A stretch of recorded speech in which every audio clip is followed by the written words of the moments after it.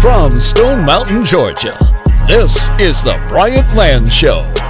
Hosted by proud Gamecock and South Carolinian AB3. Wherever you may be listening to this show, hopefully you are drier than we are in Georgia, man. It has been rain, go away, come back in the fall when we need you for food plots.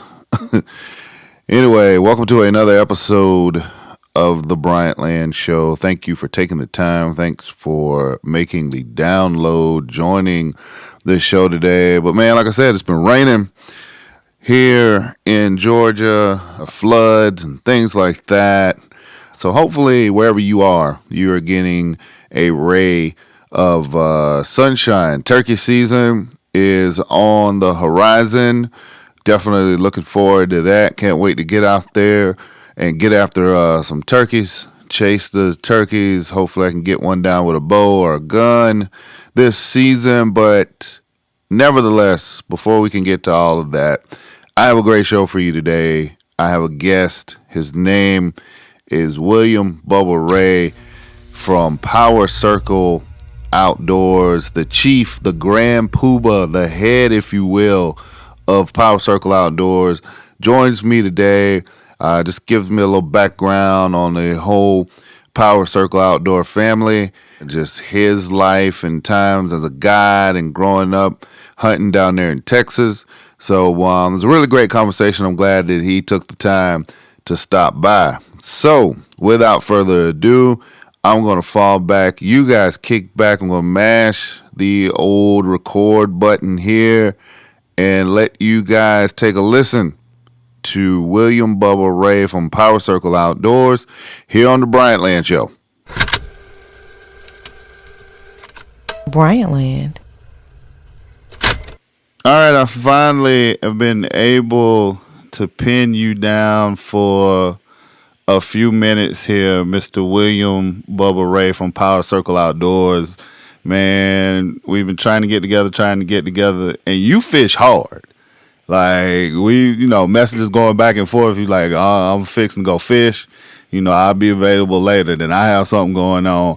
And then you just like, we try to reschedule whatever. And you like, I'm fishing. So you out here, you fishing hard. Are you catching them? What you got going on? Do I need to come down there and get some fish? Like, what you got down there? Oh, yeah, we fish hard. I've been, between duck season and fishing over hunting season, we always fish. We never stop throughout the whole season. And I'm down here. I'm located between Houston and Galveston on the coast of. We fish the Galveston Bay Complex and all of them down the Texas coast. But we chase trout, redfish pretty hard. I've been a charter captain since '99. Wow. So fish redfish tournaments and all that. So out between the hunting and the fishing, we chase them pretty hard. We never quit. So duck season was kind of at a wind down for us, and we go immediately back into fishing full tilt again. So when we was trying to schedule up something, someone's calling me pretty much every day, every other day, want to go chase fish. So we go right back into it. We don't miss no. We try not to have no downtime. Hey, ain't nothing wrong with that. Now, before I get into, like your chartering and guiding and stuff like that, I was reading your bio on your website, and it said you started basically hunting and fishing when you was 8, but when you hit about 16, that was when the fishing obsession came in. Take us through, like, how did that started? Like, when you were 8, was that like just with squirrels and stuff, or did you just automatically like hop in to like deer and fishing? And then what caused the obsession with fishing?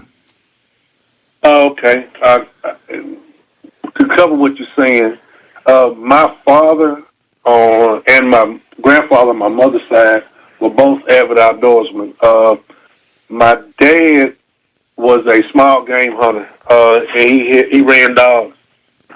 He had rabbit dogs, coon dogs, and squirrel dogs. So that was pretty much my introduction into the outdoors. And my daddy raised registered coonhounds and beagles, and he hunted them up until probably about 10 years ago as he got up in age. He did competition hunting. We did, family hunting too. Then he also would kill coons and squirrels and rabbits to sell, and he sold the hides as a offset of his income. And he got me into the hunting aspect. And then my grandfather on my mother's side was the fishing person. He was a fisherman. So again, about the same age group, around 8, 9 years old, Grandpa would take me fishing. So he introduced me to fishing saltwater. So it's particularly key because my grandfather didn't hunt but fished, and my dad hunted but didn't fish. So they were just. So that's why I got my outdoor upbringing. Plus, on top of that, I don't know. I'm a little older than you. I'm 57. I don't know how you are, Adam. Yeah, I'm 42. What you might do? Do you remember the Wild World of Sports Outdoors used to come on stages? Oh yeah, yep. The ABC Wide World of Sports. That's right. So watching a few outdoor shows back on in those days, I was always just fascinated with it. I can remember Saturday mornings waiting for it to come on, wouldn't miss, sitting in front of the TV, watch it, and then after the shows would go off, I would ask my mom and dad why wasn't any brothers on it? Why wasn't anybody look like us hunting and fishing? But I knew that Dad took me hunting, and I knew my grandpa took me fishing, Mm.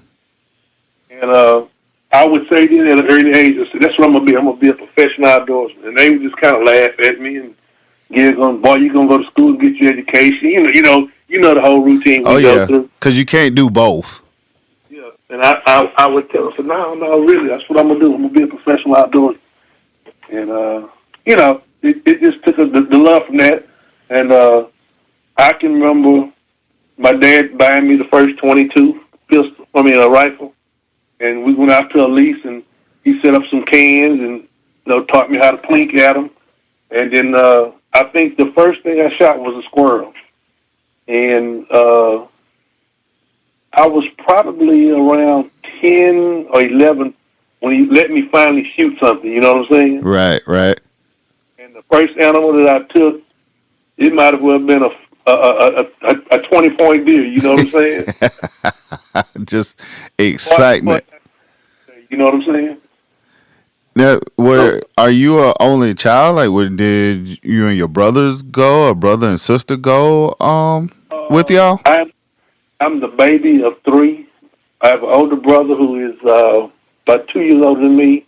Then I have an older sister. Now, my sister didn't ever get into the hunting or the fishing, but my brother, he will fish. He tried hunting, but he was unfortunately blessed to be allergic to mosquito bites. Ooh.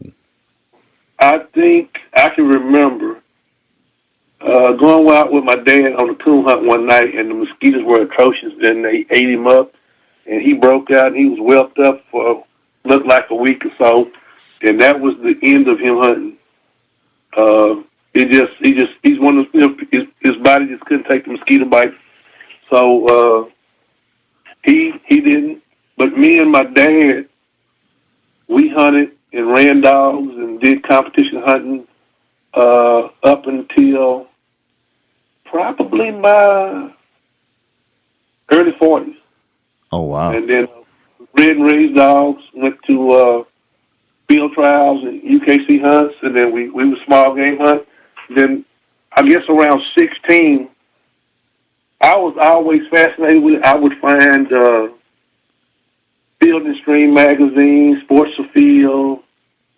I'd read every hunting magazine you could see, and that. Then because the family owned a construction company or whatever, I got me a truck at early age. At 15, I got my learner's permit, and then at 16, I got my license. My dad bought me a truck because we had a construction company.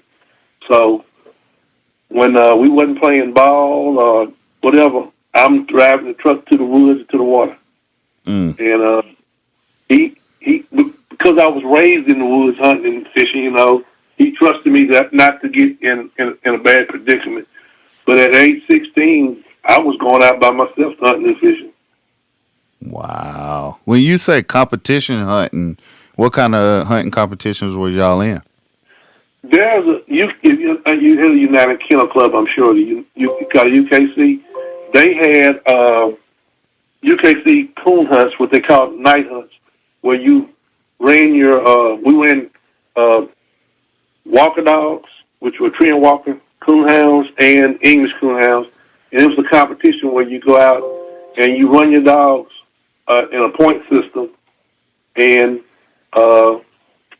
it was hell at night, and there were clubs set up, and you go to a hunt, you pay an entry fee, you run your dog, and it's a point system where you turn a cast consisted of 4 dogs, and they had a judge in there. You turn your dog loose, and the first dog to bark on a trail of a coon, it was 100 points for first, 75, 50, 25. And then the first dog to be cleared tree, whether you got the coon up the tree, you have to know your dog, and when it would bark tree, you get the same thing again. 100 first, 175 second, 50 third, 25 for fourth. Where you had a time period where it would be like 2.5, 3 hours.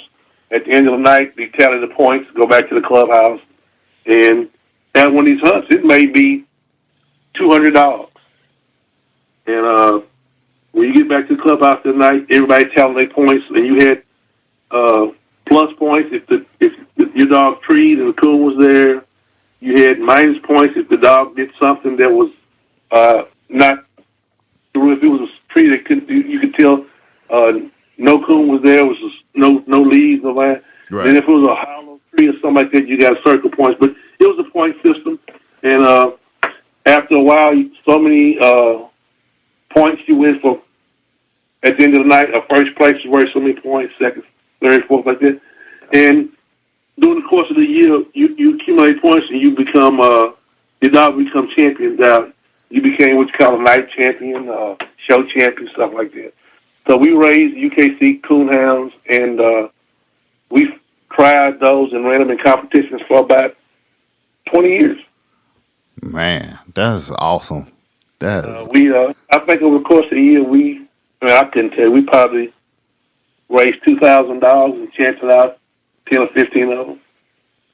And I went to a world championship that was every year too. It's still going on today. There's a lot of people. It kind of died off when deer hunting took over, got real big. Right. Deer hunting is the property and stuff like that. But back in those days, it's like late 70s, early 80s. A good coon dog could run you $4,000 or $5,000. Wow. And then there was more use and more of a trade for like the pelts and the furs and stuff back then too. Yeah. Back then, a pelt that was in fair shape would bring you anywhere from $10 to $15, $18, but a good pelt would bring you $25 to $30. So we go out some nights and might harvest 4 or 5 coons. Well, you made you $150, $200.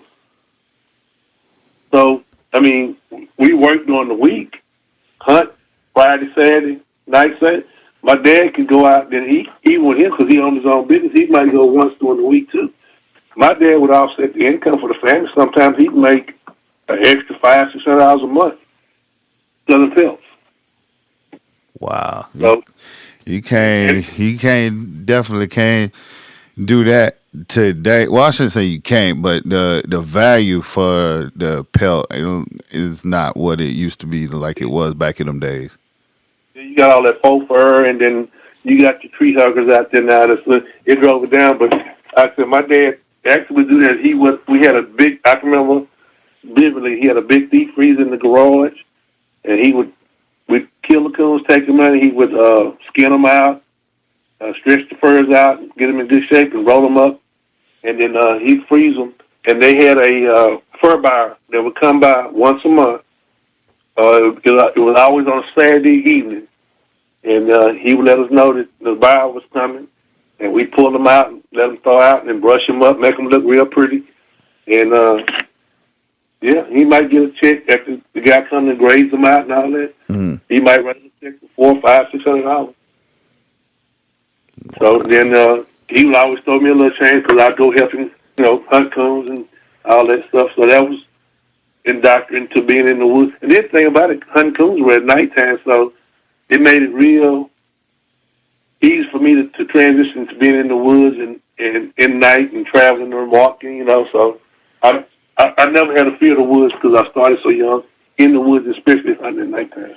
And see, that's an interesting thing because, when you translate that to now, especially with a lot of like young hunters or people that didn't grow up hunting, kind of like myself. Like I didn't grow up, hunting. I grew up around it, but my dad didn't really hunt. My great aunt would take me and my cousins fishing, but didn't really grow up, like you say, around or grow up in the woods. And the first thing that someone will say when I tell them, that I hunt or whatever, they're like, well, you ain't scared of being in them woods? You ain't scared of being in them woods by yourself, even in broad daylight? So it's just interesting, you know what I'm saying? Because like you say, you grew up in it, you out there at night, you chasing coons and everything.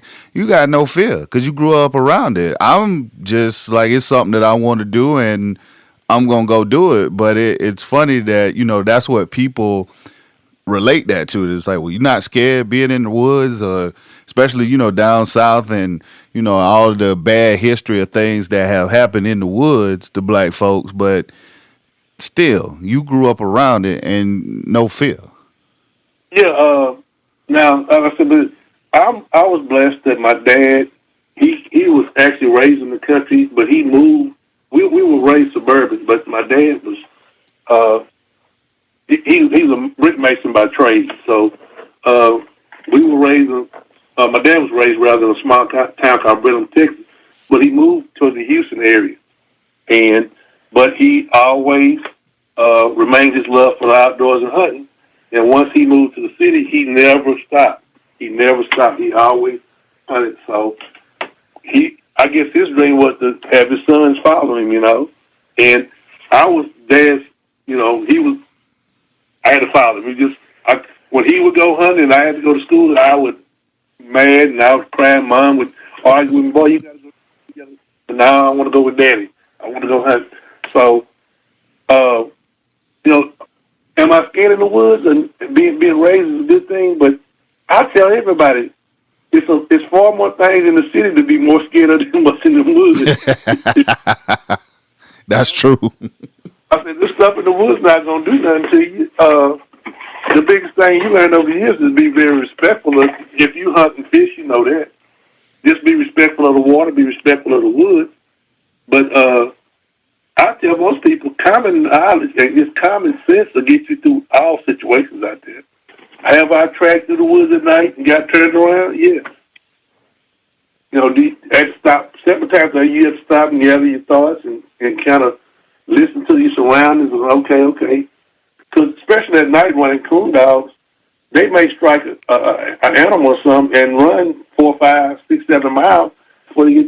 And you're walking behind them at night with a flashlight, and you got to realize you get to the tree. Now, where's the trunk? And it was very simple. I stopped. He taught me how to use a compass, how to navigate at night with a compass. We learned how to listen for roads, car traffic, a train. So he would do small stuff like that when we get to a particular area that we were hunting, where we're going to walk in southeast. There's a train to the north. So if you get a train, go opposite of the train, and it'll take you back to this road. There's a right-of-way right here. Look, you can see that beacon light over there on that radio tower, stuff like that. So you always, learn how to navigate by, okay, there's a tower. I went in this way, the tower, keep it on your right side on your way back, put it on your left side, and you'll come back to the truck, or you'll come back to the road, stuff like that. So with that being said, it taught me how to maneuver myself at nighttime, how to use a compass, how to look for light beacons, how to look for, you can hit maybe a creek, you know what I'm saying? Yep. the creek runs from here to here to this property. So if you get turned around, find the creek and head back east or head west. It'll bring you back out to the road. It's stuff like that. So that has always stayed with me. So I've never ever had a situation where I panicked in the woods or anything like that. So I think it's a blessing because, like me and my wife, is suburbanite to her heart. She's not going in the woods. She's not doing it. She will eat wild game though, but I tell her all the time, I said, let me have an apocalypse or something. I'm gonna be fed. You gonna be over here hungry. Ain't no stores. But it goes back to what you were saying. It's woodsmanship and just learning survival skills and stuff. I can remember my dad drove truck for a living, and the thing that he always taught me, and it serves me well in the woods and outside the woods, is landmarks. Like, just remember, your landmarks, like this tree, this ditch, you remember crossing through this briars and stuff like that. I mean, just simple stuff like that. But so it's funny to hear you to hear you talk about that. Exactly what I was hitting on. Remember, there's a big tree right there. There's a hill over there. The creek goes this way. The creek runs that way. So it means you go this way. The water's running downstream. And just simple stuff like that. And now I've had some instances in the woods where we get a little bit turned around. Just stop a minute, gather your thoughts, check out your surroundings.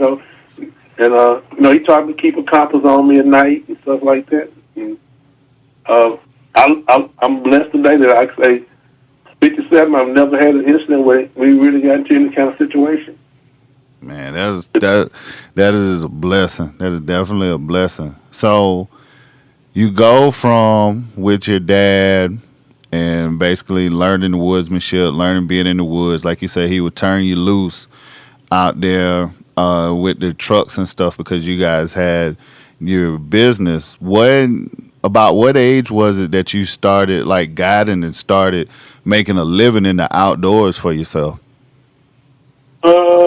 I actually started my guiding in '99. That's when I actually went to school. I got my captain certificate. I started fishing before I started guiding hunting. I went to U.S. Coast Guard school. And took my captain's class. I have what you call a 6-pack license. Started fishing guiding first, and then my fishing customers became my hunting customers because it's just a natural progression. Have a high percentage of most people that fish hunt, and most people hunt fish. So that's how that came into play. And I think I did it about 7 to 10 years later than what I should have done it. I listened to a lot of people around me who were telling me I was crazy to do it. I had left my father's business and went into the petrochemical industry, working on refineries. And they were like, "You gonna quit this job to go to take people hunting and fishing? You got to be crazy. You got to be sick." And I always thought it was my calling because the hunting and fishing always came natural to me. I was good at it at an early age. As anything, you find your comfort zone in it. You know what I'm saying? Right. I was real comfortable in it. It got to the point where guys down here would call me and ask me where I've been hunting and where I was fishing at, that they had customers. And I'm always like, well, the professionals are calling me, why can't I do it? Well, even in that genre, in that scenario, I'm talking about all these guys are white guys. I'm talking about, in the professional guide business, in the last 10 years, there's been an influx of minorities coming into it. But in the late 70s, early, that was a white-oriented business, No one did it but white guys. But they were calling me, asking me for advice. Man, where'd you catch these at? Where'd you shoot those at? So I was telling friends and family that's what I wanted to do, and they were telling me I was crazy. And even some of my white counterparts, and I was telling them the same thing. I was crazy to try it. And I would ask them why, Adam, and they would tell me simply, and just to be just blunt with it, they told me, black folks aren't going to spend the type of money that's going to take you to sustain yourself. And white people aren't going to use you because they don't think you have the knowledge or the skill to do it. Mm. And that perplexed me. And I was like this here. I said, wait a minute. Explain this simply to me. If Joe wants to go catch fish, and I can take him fishing to catch fish, why would he spend money with me? And if Sally wants to go shoot ducks or shoot a deer, and I can take him to do it, why wouldn't they go? So I actually battled that situation for about 7, 8, 9 years. But you were still able to be successful, and even though even though you were successful and had, was building a client base, there was still questions or still, naysayers. Yeah, Nathan, I tell you what I did to try to check myself. During the fishing I started first, I got on the fishing circuit, right? And I was fishing with a white friend of mine who we were pretty close. And I would tell him all the time, I said, man, let's enter some of these tournaments. He, oh, man, these guys are good. I feel like we good. Oh, man, I don't know. I think these boys. I said, man, let's just give it a go and see. If some of these fishing tournaments, they have a pro side and amateur side, right? Right. So I thought, so let's just enter the tournament on the amateur side just to see what we would do. We had a little small boat at the time. Okay, let's try it. For the first tournament we entered, we took first, second, and third in 3 divisions. And we were fishing out a 16-foot aluminum boat. And when we got back, here's all these $30,000 boats and $40,000 boats. And these guys sitting around looking at it, and they're looking at us. And I'm like, I'll never forget this. This one white guy came over there. He walked around that boat for about 20 minutes. He come back and looked at it. He said, I guess it ain't the boat, is it? And guess not when you got more fish than he do. Yeah. So I kind of opened my eyes and I said, you can compete, but it's the same adage as like with Tiger Woods and golf and Serena sisters and tennis. Until you have the opportunity to actually, on an equal playing field, show yourself and see if you can do it, you don't know. And then when you get an opportunity, you go like, wow, I can do this. So I started, what gave me the courage to do it is I started fishing tournaments and I started winning them along with these people I've been reading in magazines. I have fished right now with some people that you've seen on TV, Bass Pros and stuff like that. Mm-hmm. I'm talking about, and just got at them. I did a TV show, Adam, about, let me look at this. It's on this calendar right here. What year was it? I can look at it right now. It was in June of 2008. I got a lot of industry sponsorship. Mm-hmm. I was working Pro Team and Berkeley's and all those companies. Well, we went to the Chandler Islands off Louisiana to do a TV show, and one of the main sponsors sent me there as their pro to represent them. We met in Biloxi. We had a pre-production meeting, and we sat there and we talked. And when I got there, now we had been email corresponding about this shoot for about 3 months prior. Well, they heard Bubba. I guess they figured Bubba was a white guy. When I showed up, can we help you?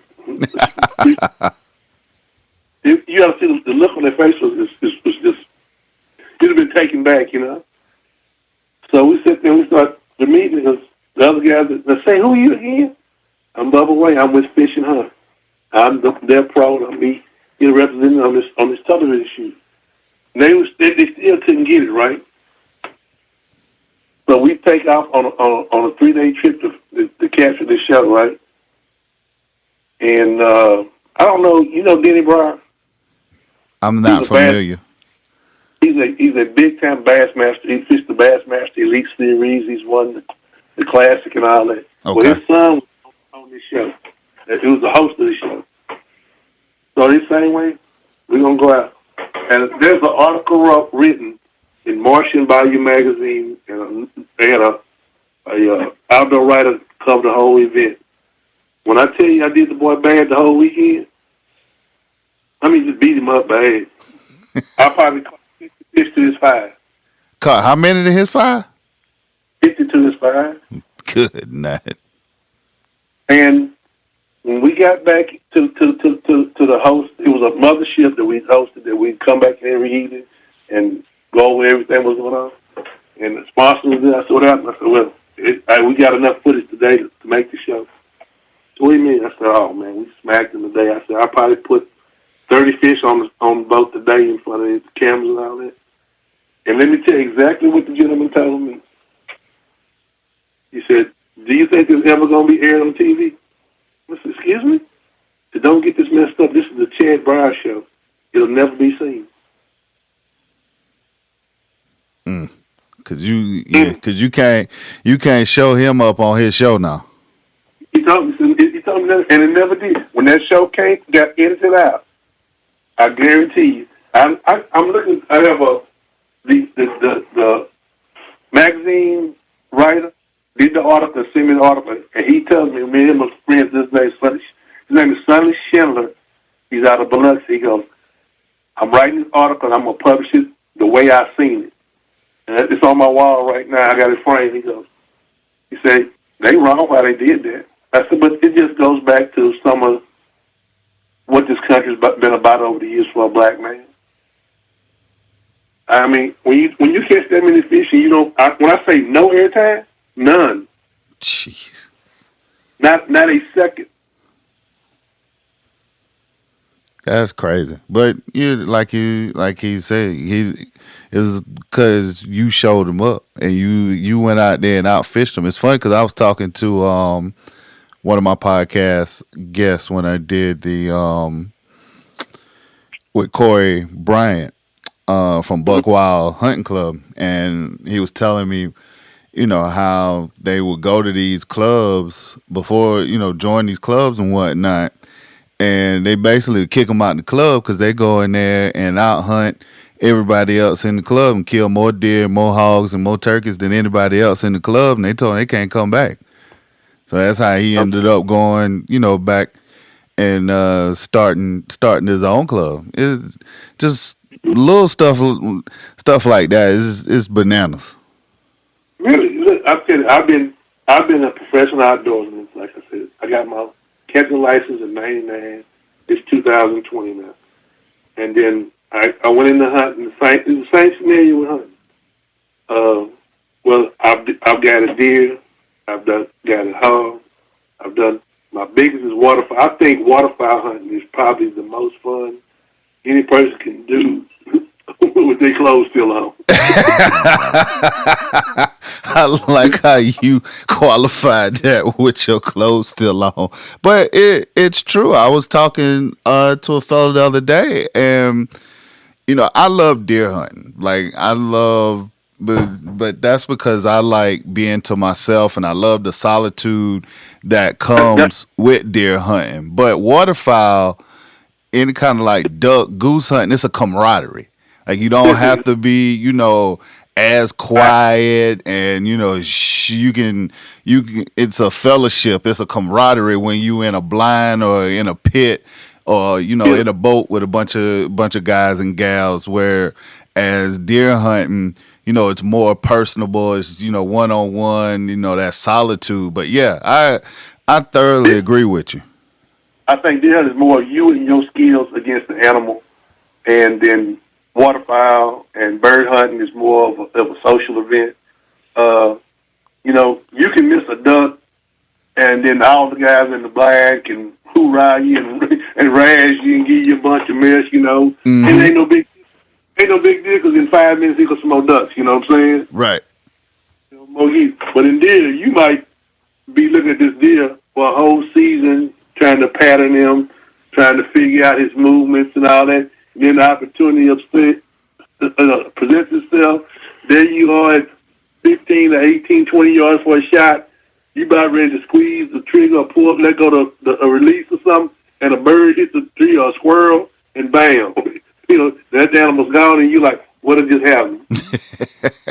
Right. I think I have both of them. I enjoy both of them, but I just like to come. Because, see, in my group of guys that we hunt with, we give each other so much mess, We got to understand you got to have thick skin to hunt with us. Because if you miss, we're going to give you the blues, you know what I'm saying? And when it comes together, it's just a lovely time. But same way with fishing, we just like to give each other a rash of mess, and it makes it fun. Keeps everybody on their head. So, but now I would deer hunt. I will. My dream animal, to be honest, is a red stag. That is my dream animal. I think I'm and since I'm in my 50s now, I'm making a point to go to destination hunts and do stuff like that. I'm supposed to be on my way back from Mexico right now. 5 guys in my group, they should be getting back to the States this evening. They've been in Mexico for 5 days. And my passport didn't come through in time, so I'd have been down there. Duck hunting in Mexico? Duck hunting and varmint hunting. And I sent my passport off like right after Christmas and tried to get it expedited. It didn't come in time. But Chancellor, Ron, Ty, Ken Ferguson, who is Bob, they went to Mexico to a nice lodge down there. They've been down there since Friday. But like we travel now, and it was waterfowl in the morning and varmint hunting in the evening. Man, that's coyote, and all that kind of. But we making a point to travel and do stuff. But like we're going to Canada in September for 5-day hunt. We're trying to decide whether we want to go to Brazil or New Zealand. I really want to go to New Zealand to do a red stag and a waterfowl hunt at the same time. I've heard a few people talk about New Zealand as a destination hunt. I think when I was talking to my taxidermist a couple of weeks ago, I think him and his wife supposed to be going over there doing a destination. But I've heard New Zealand, Argentina for ducks. I heard was really good. Argentina is a good one for a waterfowl too. The New Zealand is actually a hidden gem because in New Zealand, when waterfowl season comes, they actually shut down the cities around there, and for like 3 weeks, they have certain towns. Everyone does is waterfowl, and there's no limit there, and they shoot mallards just like they do here. Wow! And up there, you can get the red stag, the tar, which is their version of the big, not the bighorn, the mountain goat. Theirs is called a tar, and then they have a black swan that it's the only place you can kill those is there. But my taxidermist, who I use down here in Texas, they're Sportsman Wildlife Artistry, Mr. Joey Lesh and his son Joe Lesh. They went 4 years ago, and they got a top 20 red stag gold medal, and then they shot like 200 ducks and geese in like 2 days. And, did he kill the stag with a bow? No, they shot him with a rifle. Okay. Now they have the stag that you can take by bow, but the tar is pretty much a rifle hunt because they're so far up.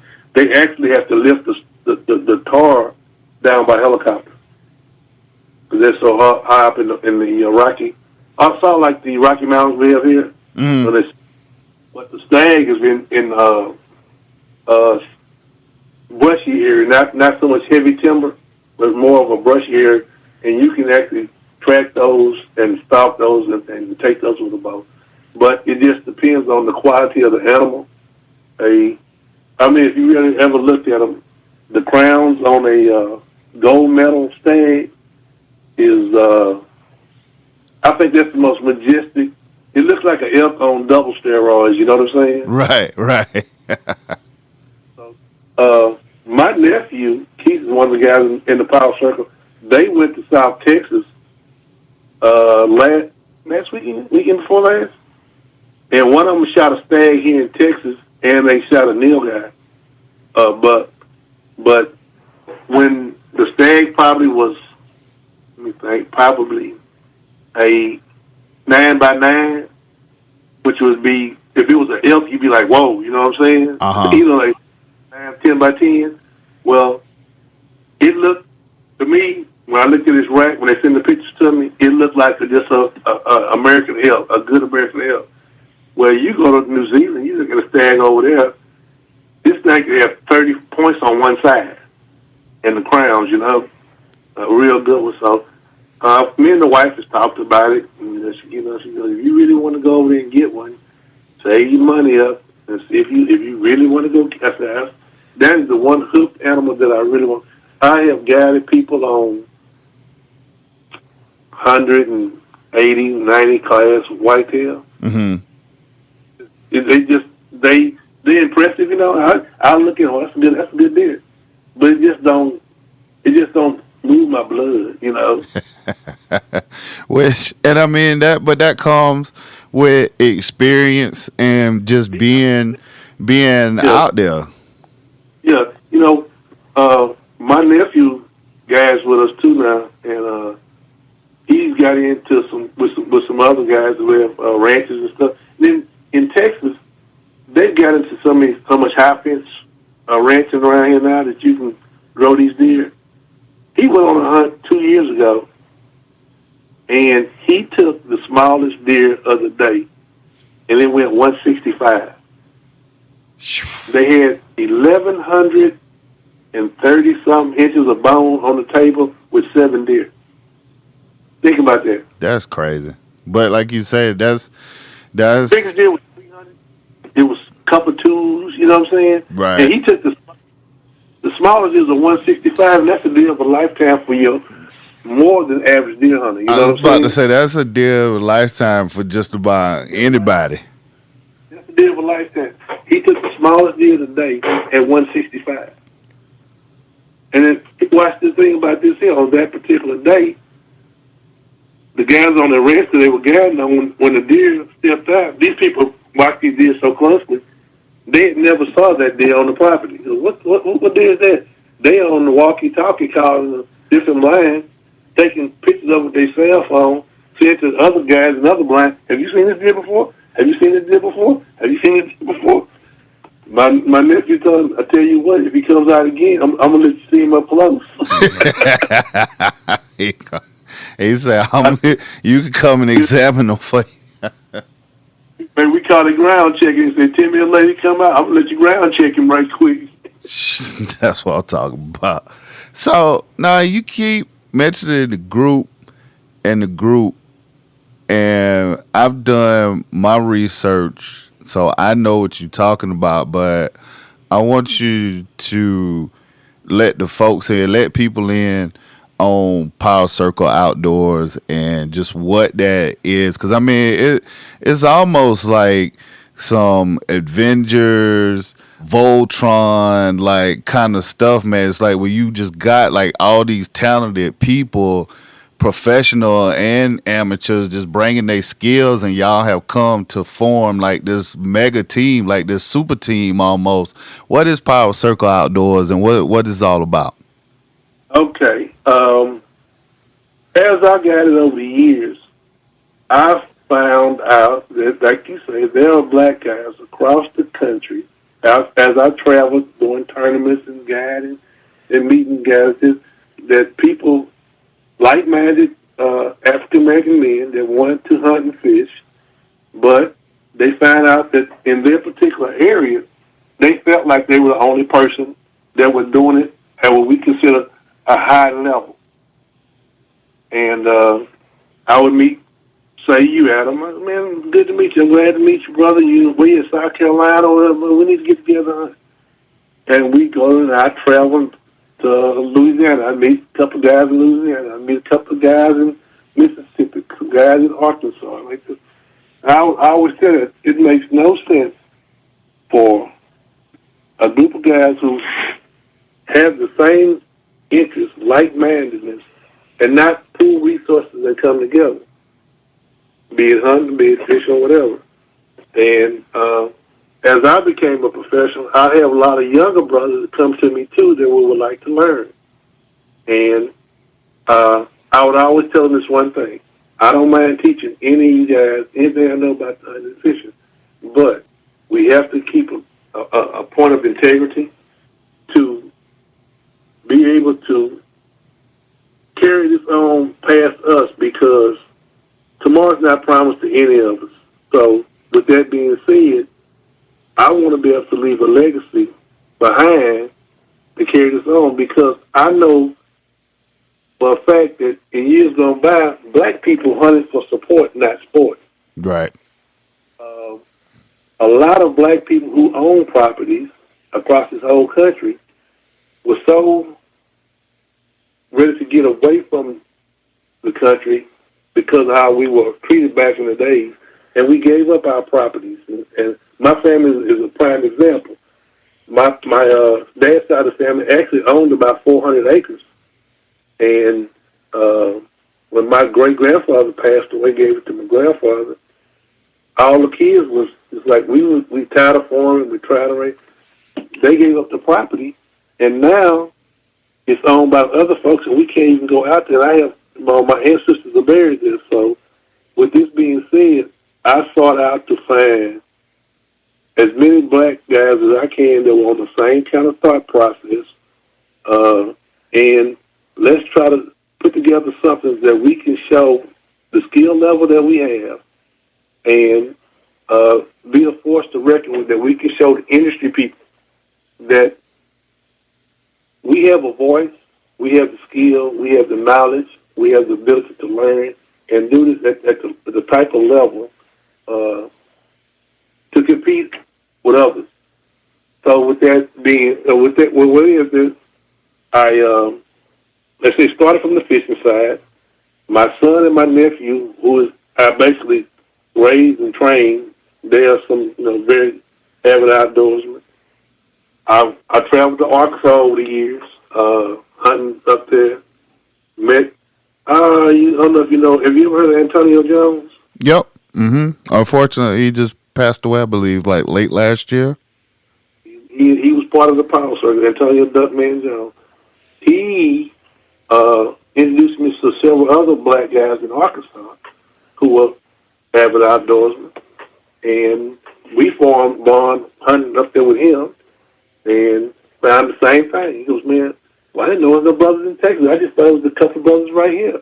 I said, well, I know another brother in Louisiana who waterfowl hunts and deer hunts and stuff like this and go down there. So brought them into the fold. And it really started out with just a couple of buddy hunts, you know what I'm saying? Right. You go to buddy hunting, we sit down while we hunting, and the best place to find a person out and get to know them is in a blind. Sitting in the woods, after you come out the woods, sitting on the tailgate of a truck and kind of talking. So we met in Arkansas. We met DJ Smith. We called him Big D. AJ Mays, who is actually on the Bass Pro Circuit, and he's a big-time waterfowl and deer hunter. He became part of the group. Sean McKesson, which is DJ's cousin, he helps farming. He's a deer hunter there in Arkansas, duck hunter too. Then we met Manuel Rock, who was in Natchitoches, Louisiana. Met him. We started. People, I have a follow, like on my Facebook page and my IG page. I have 5,000 followers now. So guys would hit me up and ask me some questions about hunting and fishing. Well, met Manuel out of Natchitoches, Louisiana. He came aboard.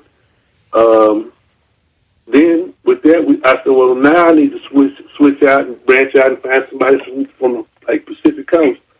Well, I met Chancellor Archie. He's a IT guy he was in Portland, Oregon area, out there hunting and fishing, blacktail, waterfowl, stuff like that. Got to converse with him, brought his skill level. He's around 50 years old. Then, this is the kid, one of the guys that was actually in the Rodney King investigation, a gentleman by the name of Ron Kelly, who was a detective in L.A. Mm-hmm. We got to understand some stories about hunting and fishing. And, hey, he's on board. He's one of the guys. He goes, man, the same scenario over and over again, Adam. Man, just ain't no brothers out here to hunt with. Ain't no brothers to fish with.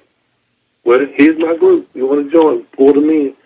And I almost forgot my dog trainer, Ken Ferguson.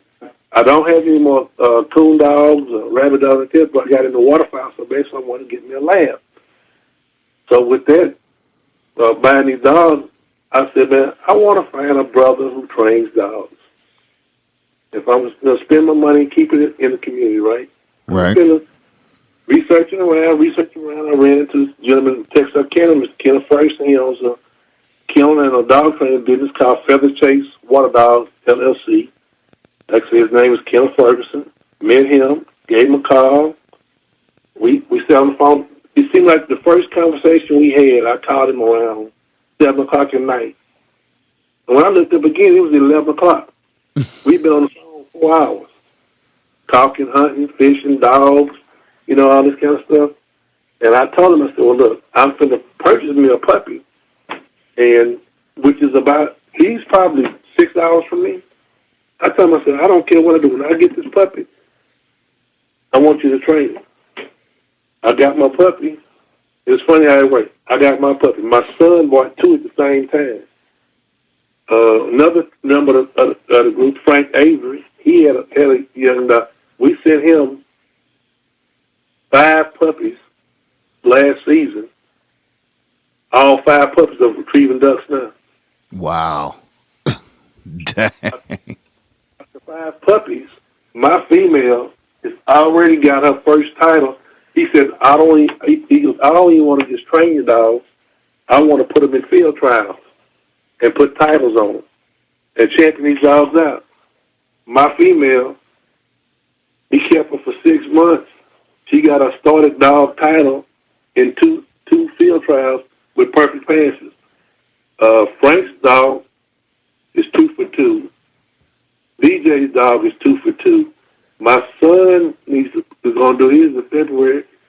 So out of the puppies, they're all doing fantastic, getting titles. In my group now, we have 18 dogs, all registered retrievers. So when we go to these field trials, again, it's the same scenario as them. Only brothers there, but we pull up good dogs, nice trucks. The way you're supposed to look when you show up there. Right. And then, what are y'all doing? Well, how many dogs y'all running? We got 18. We don't run 6, 7 of them a day. And when the trial is over, we all walk away with ribbons. Look good, you play good. Look good, you play good. You know what I'm saying? Play good, they pay good. That's what Dion say. Yeah, I'm trying to make sure I ain't left nobody. Frank Avery, he does the cooking. He's an avid cook. Ty Wagner does all our internet website stuff. He's here local. Ron, the guy from California, he's an avid wing shooter, gun enthusiast. He can tell you anything you want to know about a shotgun, loads, how to have your gun worked on, to have it more accurate. My nephew Keith is the bow hunter. John Kyle's also a big-time bow hunter. He owned a bow shop. Brother owned a bow shop in Texas. Keith's the dog trainer. Myself, my son, my nephew, we all average professional fishermen. So when we thought the Power Circle was, let me cover this right clear. I got the Power Circle one day. I was thinking of the Knights of the Round Table. Mm-hmm. Mm-hmm. What this concept is, if you ever know, if you do your history, King Arthur said, let's get a round table. So no one is actually at the head of this table, which means this is a tight-knit circle with everybody joining, bringing something to the table to make that circle stronger. And that was the whole concept behind it, and why we called it the Power Circle team. Whatever your strength is, and that's what we try to do when we set up hunts, different activities. Whatever your strength is, we want you to be the lead in that activity. If it's bow hunting in South Carolina, well, we need to talk to Adam. Adam's the guy over there. It's the archery contest or whatever it may be.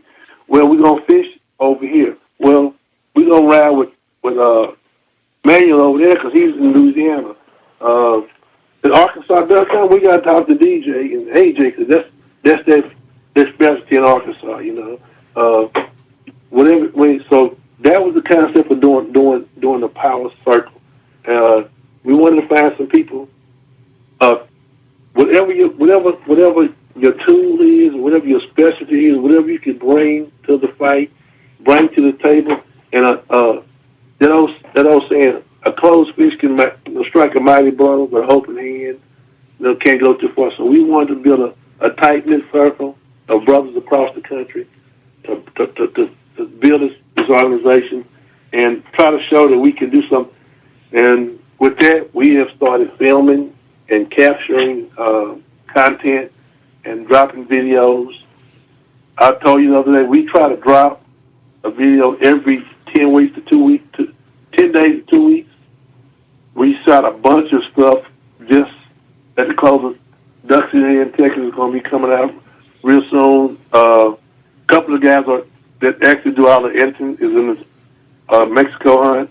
We'll be dropping the Mexico footage here soon and starting the fishing stuff. So now what we're doing now is trying to build relationships within the hunting industry and outside, and to try to find sponsorship to help us cover some of these endeavors and do some stuff. And then not only that, to show our people and other people that we can do that, and there's a viable resource, and there's a viable industry, and there's a lot of money and knowledge out there that can be both learned and shared. You know what I'm saying? Right. No, because I've looked at, a few of the videos that you guys put together. I mean, production is awesome. Everything, sound quality, video production is top notch. And it just goes to show, I come from a TV background, in sports television, like I was, we was talking about before. But nowadays, I'm always just impressed by the stuff that people make and put out, and the following that they generate just off of social media and doing their own stuff. Back in the day, it was all about getting on TV, getting on Sportsman, getting on Outdoor Channel, stuff like that. Those things are nice. Don't get me wrong, and it's always gonna be great to be on TV, but you almost really don't need TV if you got good quality product and you got people to help you push it out there. You can put it out there. Like, you don't have to just wait around for that. There's several people, especially with like YouTube and Vimeo and all that kind of stuff. You put your stuff together, you get it out there, and if it's good, people gonna naturally gravitate to it. Yeah, that's what we were dealing with. It's a process of growing pains and learning as we go with this here. With a group so large, this is what I've learned as the leader. We're dealing with 13, 14 guys, a lot of alpha males, they have been used to doing stuff on their own, and now we got to work as a cohesive group. So we've been going through that. We had an opportunity here, like pretty much the beginning of the season, to do a television series with some guys, and I don't think it got to the point where it was exactly what we wanted our content to do. They would want to do more of a reality-based show, and they was trying to control the content because we were still trying to make sure that we dropped our YouTube stuff and our IG stuff on that 10 day to 2 week basis, and they were trying to hold a lot of content. So we decided to move away from that and just to keep doing our own thing for right now until we find the proper niche for where we wanted our stuff to go. But with that being said, it's a learning curve. I can say, what am I? A hell of a hunter and fisherman. Am I a TV guy? Man, you talking about learning camera angles and lighting and the proper equipment. All that is a job, and we learn as we go, and editing and stuff like that. So we've been looking for a couple of guys that could help in that department. So we found one, but it's on the fly type deal. But we gonna make it happen. No, it is definitely from the content to the entire package of everything that y'all put together. I mean, it's first class. So there's no doubt in my mind either that you gonna get it to where you need to get it the way you want it to and the way it needs to be. So yeah, we went out in about a third of the group invested in high-end camera. We bought a lot of ADD cameras, stuff like that, and now we were trying to figure out. They say that Sony now has the best video cameras out as far as recording, so now we're looking at doing some stuff like that, getting from Sony a little bit, like, what is it, 6K and 8K cameras and stuff like that. yeah, they with those high grades, 4K and 6K and stuff like that. I don't know. I've always kind of been of the mindset. I mean, when you're looking at videos like on the computer and stuff like that, unless you have like a 4K TV or like a 4K computer screen, a lot of times that stuff doesn't really translate. Like, it's good to shoot it in that format, but it doesn't really translate unless the person has or is watching it, on that 4K platform.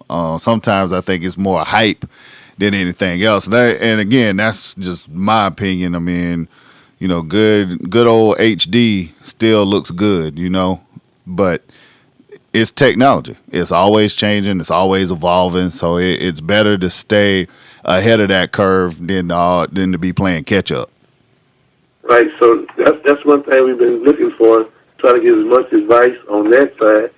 And I guess one thing that we've been running into is that we got to go to our contemporaries to try to get a lot of information, or just do a lot of online research. And I would say that this is Ken Ferguson, the dog trainer, Ty Wagner, who's did the website, Donna McCullough. They've been really trying to get that going and stay with it, because I would say, as one of the elder statesmen, I'm one of the low-tech guys in the crew. You know what I'm saying? But like you say, everybody got their specialty. Your job is to put people on the deer and the hogs and the fish and stuff like that. That's your job, and you got somebody that can come in and shoot it and film it and make it look good. So there's nothing wrong with that.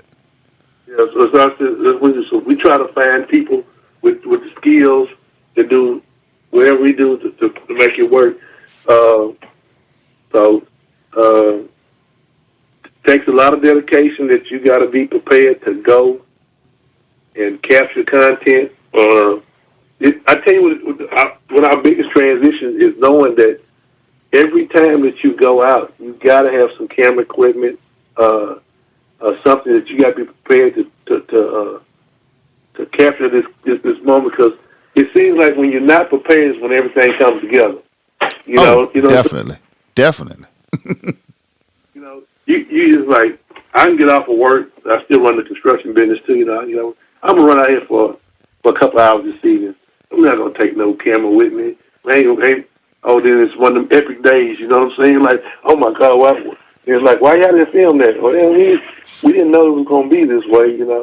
Yeah, it takes a real dedication, like you say, to do that. Because even like when I first started, I would carry a camera and tripod, and I just basically regulated myself to hunting from blinds just because it was easier to set up the camera and stuff. But man, it's like, okay, like it's cool to get kills and stuff on camera, but I'd just rather go and just enjoy it. And I've slimmed my setup down so much. Like I got a Tacticam, like on my shotgun when I go goose and duck hunting, it still looks good. I got a Tacticam on my bow when I go deer and hog hunting. You know, you make a shot, it still looks good. And then I have little tricks and stuff that I use with the game cameras and stuff, put them on the ground, like if you want a different angle or something like that. So I try to keep it light. But like you said, when you filming professional and you making, you know, lots of videos and pushing out, you know, tons of content, you always got to be on. You got to have a camera or something with you. It's so funny. I'm on the Tacticam team, right? And I was shooting like 2 seasons with Tacticam. And my guy Tyler on the team does a lot of, he cannot stand it because it shakes on the shot, right? Right, yeah, that vibration. But Yeah. the newer ones, they starting to get kind of better with it, though. Yeah, right. So that's what you said. But that's part of the realization of the shot that it's going to jump. You know, that's a shot. We argue about it all the time. I don't like it. You know? I'm like, yeah, but it's a shot. No, I don't like it. I don't like it. So we go back and forth about this. But now, what's the other one? Shot cam? Uh-huh, yep. We was thinking about buying a shot cam. It's supposed to have a lot more stabilization. But then, again, like, I think one of the best hunts, you probably saw one of the hunts if you look at our page. We did an early season kill hunt where we killed a bunch of some good drones for each other. But we did a hunt about 2 weeks after that. Was a phenomenal hunt. I mean, it was a hunt of a lifetime. And we just, you know, you ever notice a lot of these videos are going toward public hunting? Yeah, public land, yep. Public land. We did a public land hunt. Well, Devin Lambert is the youngster in the team. He is probably one of the brightest young outdoorsmen I've seen in years. And he is a avid public land guy. But Devin probably weighs 130 pounds, soaking wet. Got lungs the size of elephants, you know, and he could take off through the marsh and go 2 miles before he even take a breath, you know, when you're out there trying to lug about 57-year-old, 250 pounds, but through the woods. We went out there in this hunt, and we was in a lot of water, and we had to put up marsh stews and others. And we got there, time got, man, I'm not putting all my equipment out and this stuff is going to get it. It's just, lo and behold, it was one of the best hunts I've ever been on in my life. And all we got was about 10 still photos when we got back to the truck. Oh, man. And if I can tell you how good the birds work and how they came in from the right angles and the kill shots were perfect and all this here, and you're like, well, what y'all do? When we get those videos, and we get between ourselves and go, man, it's just another good hunt because we didn't capture it. But it takes a lot of dedication to know, okay, you got to lug all this stuff in. You got to set it up. Like you said, you know, most hunters try to figure out if I get to the blind, 5 o'clock is playing time, they like at 5:30, we can set up. Well, when you're trying to capture it, you got to put an extra hour on all that. You know what I'm saying? Yep. If you're going to set it up and, yeah. Check the camera angles right, make sure you're not this and that, and double check this and double check that. You know, hey, it never fails. You get halfway out there, batteries. Oh, she got to go back. Got to walk back, get a battery. Right. Need a battery. Lead. I done left the tripod. Done had the wrong tripod head. Bought the tripod out there with no tripod head. Like, just all kind of stuff. Yeah, it's an extra layer of stuff that you got to be concerned with. And that's what some of the growing pains we're going through this year. We sitting at the truck, man. We got to get going. Oh, we got to look. You got to once you get there, half of us are setting up to hunt, and the other half is setting up to video the hunt. Right. You know what I'm saying? What? Well, we got to put out decoys. We got to check the wind. We got to check this, check that. Well, while they doing that, I need you positioning the blind. We need a camera in the front of the blind, one in the back, somebody to the left, some over here, you know. So it's a learning process, and that's what I'm saying. We're dealing with it as we go along, trying to get it all worked out. Man, man. Like I said, I try to be a sponge, and I try to tell the crew to be a sponge. Open your ears and try to figure out as much as you can from people outside the industry, within the industry that knows a little bit more than what you know. And so that's where I'm at right now. Is nothing wrong with that. I mean, just like you say, be a sponge and soak it all up. Mr. Will, I'm gonna have to get out of here and get you out of here. But before we go, man, let everybody know where they can find, your YouTube, web, Instagram, all that, man. Give everybody the knowledge so they know where to go and find you. Okay. Everybody out there listening, you can go to Facebook, the Power Circle Outdoors, YouTube, Power Circle Outdoors, IG, Instagram, Power Circle Outdoors. Also, you can look at my own personal at Bubba Ray's Professional Hunting and Fishing on Facebook, Instagram. Look at any of those links, hit the share button, like, share our videos. If you want to contact anybody about duck hunting, fishing, waterfowl, hog hunting, deer hunting, whatever, please reach out to us. And one of the team members, like I said, it's 14 of us, someone will get back to you within probably an hour or so. And that's what's up. I really appreciate you taking the time to do this. I love what you're doing, and you definitely have our support over here at Bryant Land. And hopefully we'll talk soon, and then maybe I can get to Texas and get out there and check y'all out. Come check us out. If you got anybody out there listening, got a good hunt or good fishing, want to get video, hey, we'll travel to you guys. Thank you, Mr. Will. I'll talk to you soon now. Good luck. Appreciate your call. All right. I want to take the time to thank my guest, Mr. William Bubba Ray, stopping by this week for the Bryant Land Show. Really enjoyed my conversation with him, talking to one of the OGs, if you will, to this outdoor industry. Hopefully you guys enjoyed it as much as I did. Before I get ready to get out of here, just going to remind you guys again, BryantLandCountry.com.